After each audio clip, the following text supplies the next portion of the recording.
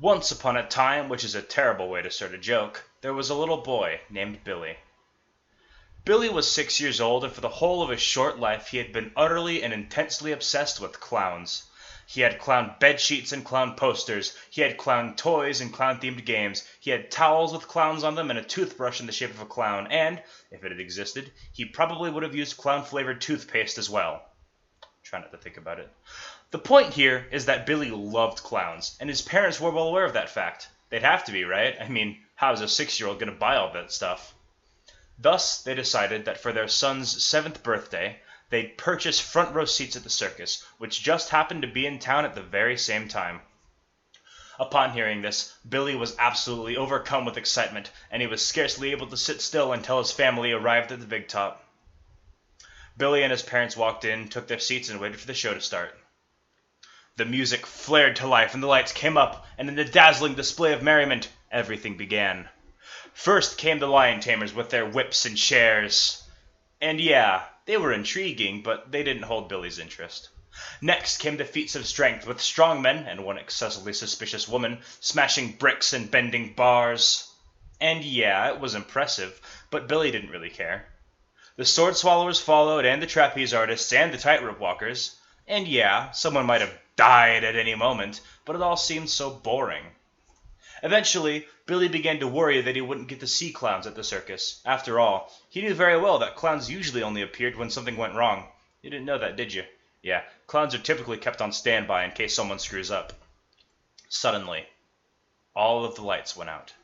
A single spotlight shone down to one corner of the arena. A tiny car came puttering into view while discordant, almost forlorn circus music played. The car's doors sprang open, and out poured the most amazing collection of clowns that Billy had ever seen. There were fat clowns, thin clowns, tall clowns, short clowns, clowns with bright red hair and enormous red noses, clowns in silly suspenders and oversized shoes. There were clowns wearing every color of the rainbow, and clowns that moved like psychotic ferrets on speed. There were more clowns than Billy had ever dreamed of watching all at once. Then, just as it seemed like that tiny car couldn't produce a single soul more, another clown stepped out. He was too fat to be thin, yet too thin to be fat, but somehow he wasn't average either. He was too short to be tall, yet too tall to be short, but still managed to be both at once. He had pale, almost white skin, not the product of makeup, and deep, almost black sunken eyes. He had a shock of bright red and completely natural hair, and a bulbous, equally red nose. Billy looked on with awe and wonder as he realized what he was seeing. This wasn't a person in makeup who was putting on an act. This was a real clown. The man, if indeed you could call him a man, reached into the front of his pants, wiggled his hand around for a little while, and pulled forth a bright silver microphone. After offering a conspiratorial wink to the audience, the clown cleared his throat, and his dry, raspy voice boomed out for everyone to hear. "I need a volunteer." Before Billy had even completely processed what he had just heard, he discovered that he had leapt from his seat and thrust his hand as high as it would go. "Pick me!" Billy screamed. "Pick me!" The clown extended a finger and cast it over the audience, drawing lazy circles through the crowd. After what felt like an eternity, he finally aimed his cracked fingernail directly at Billy. "You there, little boy!" the clown barked. A cheer went up as Billy clambered over the railing and dropped down into the arena. The smell of sawdust and sweat reached his nose, but he paid it little mind. He was focused entirely on this dream of his coming true, on the opportunity to meet and perform with a real clown. "I need to ask you a question," said the clown. "Tell me, are you a horse's head?" Billy laughed aloud, as much from glee as from the absurdity of the question. No, I'm not a horse's head." The clown nodded, apparently having expected this answer. After all, who would say yes to that question? "Well then, are you a horse's body?" "No," Billy giggled. "No, I'm not a horse's body either." Once more the clown nodded, and his broad smile, his thick red lips grew wider. "I see. Are you a horse's leg?" "No, I'm not a horse's leg," Billy replied. His own smile grew to match that of the clown. "So," the clown said, pacing around Billy, "you're not a horse's head, and you're not a horse's body, and you're not a horse's leg." He paused then, and stood completely still. A hush covered the audience. Then, in a whirl of motion, the clown jammed his finger through the air and brought it right up into Billy's face. "Then you must be a horse's ass!" Laughter exploded from everywhere at once. Billy looked around, shame and betrayal filling his heart, and he saw the faces of all those strangers laughing at him. He saw his friends from school laughing at him. He saw his own parents laughing at him. Something broke inside of Billy in that moment, and with a scream of agony and anguish, he ran from the arena and didn't stop until he had reached his house. When Billy's parents returned home, they discovered that their son had trashed his bedroom. He had snapped his clown toothbrush and torn apart his towels with the clowns on them. He had smashed his clown-themed games and broken all of his clown toys. He had shredded his clown posters and burned his clown bedsheets. I don't know where this kid got access to fire, but clearly he was pretty serious about destroying stuff. Worst of all, Billy's parents found that their son, who had once been so cheerful and outgoing, had sunken into a deep and unbreakable silence. Billy did not speak for a year. Therapists and counselors were wholly ineffective, and no amount of bribery, threats, or pleading could even pull the smallest word from his lips. His parents eventually gave up, resigned as they were to the fact that their son was lost to them. But then on his 8th birthday, the little boy held up his head, blinked his eyes once, and spoke with a clarity and maturity not heard from most adults. "Mom, Dad," he said, "I want you to know that I'm okay. From now on, though, it's just Bill." 10 years passed. Bill went on to become something of a legend in his little hometown. He was a perfect student and a dedicated volunteer. He was involved in every extracurricular activity in some way or another. He was captain of the football team, head of the chess club, first chair and violin in the orchestra, and valedictorian.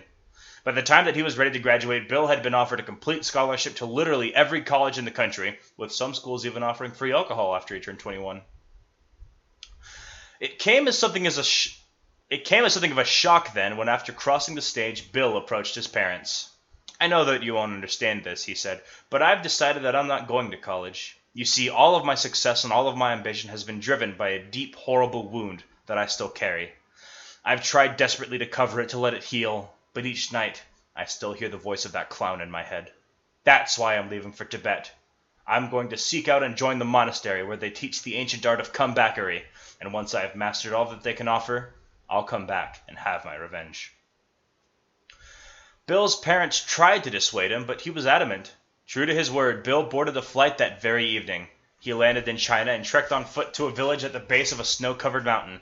A year passed as he learned the language and earned the trust of the people who lived there, until the day when one of them gave him whispered directions to the hidden temple. Bill set out again, carrying only a few days' worth of supplies, and finally found himself at the doorstep of the monastery he had sought. A knock at the door was answered by the head monk, a small, wrinkled man with a bald head and a serene smile.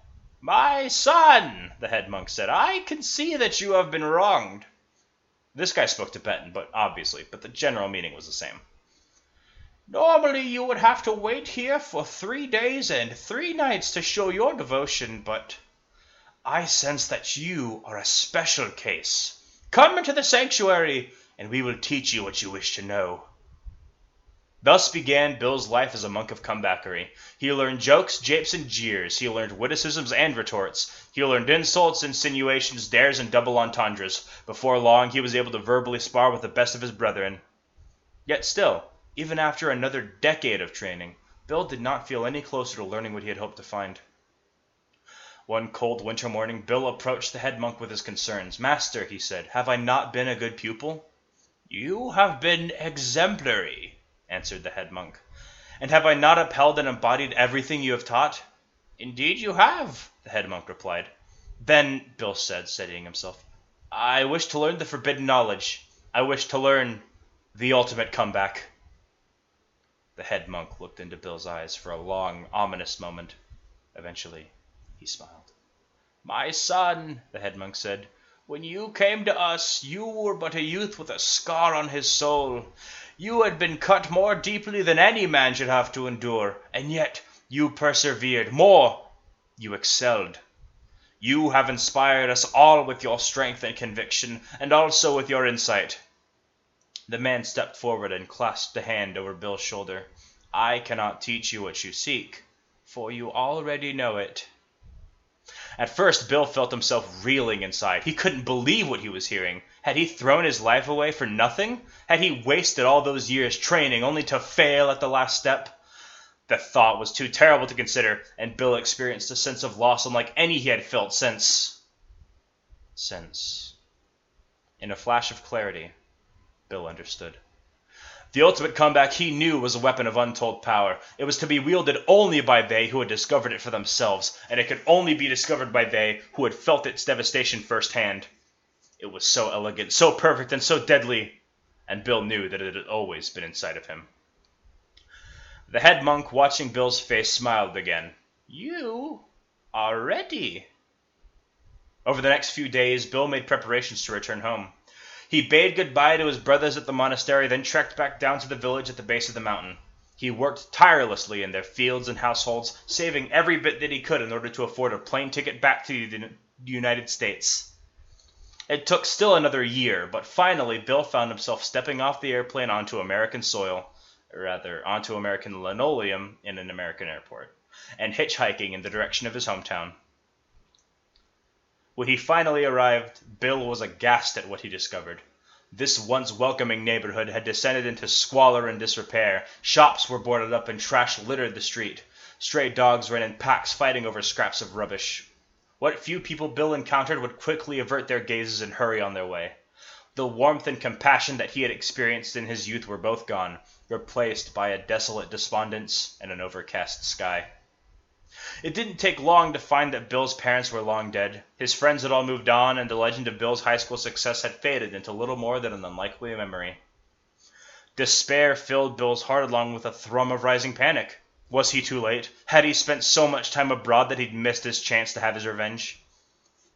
As if in answer, a gust of wind brought a scrap of paper to Bill's feet. He reached down and retrieved it, and realized that it was a ticket to the circus's last ever show. Not only that, but the performance was being held that very day, and the ticket would grant Bill access to the very same seat he had occupied all those years ago. This, Bill decided, was fate. He squared his shoulders and walked in the direction of the big top.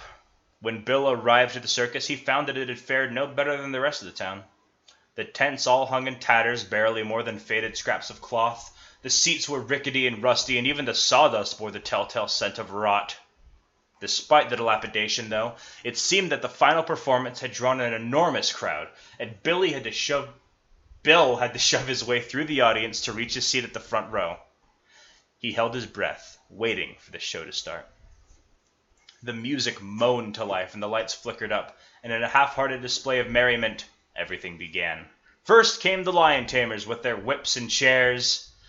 And yeah, they were intriguing, but Bill was otherwise occupied. Next came the feats of strength with strong men and one excessively suspicious old woman, smashing bricks and bending bars. And yeah, it was impressive, but Bill stayed focused only on his own thoughts. The sword swallowers followed, and the trapeze artists, and the tightrope walkers. And yeah, someone might have died at any moment, but it all seemed so irrelevant. Eventually, Bill began to worry that he wouldn't get to see the clowns. After all, he knew very well that clowns have a remarkably low life expectancy as compared to other professions. It's probably not accurate, but it sounds true, doesn't it? Suddenly, all of the lights went out. A single spotlight shone down to one corner of the arena. A tiny car came puttering into view, while discordant, almost forlorn circus music played. The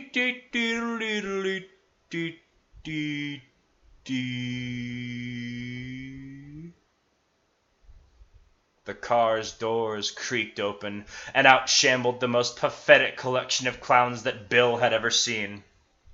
There were fat clowns, thin clowns, tall clowns, and short clowns, all of them bent under the weight of age and depression. Clowns with ancient wigs and crumbling rubber noses. Clowns in stretched-out suspenders and orthopedic shoes. There were clowns wearing every faded shade one could imagine, and clowns that moved like they were inches from the grave. Then, just as it seemed like that tiny car couldn't produce a single soul more, the outpouring stopped. Bill's heart jumped in his chest. Where was the clown who had wronged him as a child? Where was the monster that had haunted his dreams? Where was the target for his ultimate comeback? A shaking, rattling cough called Bill's attention to the other side of the arena, and he watched as an old man limped into view. Streaks of gray marred what had once been a shock of bright red hair, and those deep blackened eyes seemed only to have sunk even further back into the white face that contained them. Yellow teeth spoke of fetid breath behind those broad, cracked lips, and tremors shook each lanky limb. But it was very clearly the clown from Bill's past. The clown raised the tarnished microphone to his mouth and spoke. "I need a volunteer." Before Bill was even aware of his own actions, he discovered that he had stood from his seat and thrust his hand in the air. "Me," Bill said. "Pick me." The clown extended a finger and cast it lazily over the audience, drawing circles through the crowd. After what felt like an eternity, he finally aimed his cracked, dirty fingernail directly at Bill. "You there, sir," the clown rasped. A reluctant cheer went up as Bill climbed his way over the railing and dropped down into the arena. The smell of mildew and death reached his nose, but he paid it little mind. He was focused entirely on his dream coming true, on the opportunity to get his revenge on the clown before him. "I need to ask you a question," croaked the clown. "Tell me, are you a horse's head?" "No." The single word rang out like a gunshot, echoing in the silence that followed. The clown, visibly shaken by the response, coughed and continued. "Well then, are you a horse's body?" "No." Once more the syllable cut through the air, piercing everyone who heard it to their very soul. There was an icy, powerful venom in Bill's voice, and it utterly captivated everyone within earshot. The clown shivered, clearly unaccustomed to this kind of behavior, but pressed on nonetheless. "I see. Are you a horse's leg?" "No," Bill calmly replied. "I am not a horse's leg." Nobody said a word.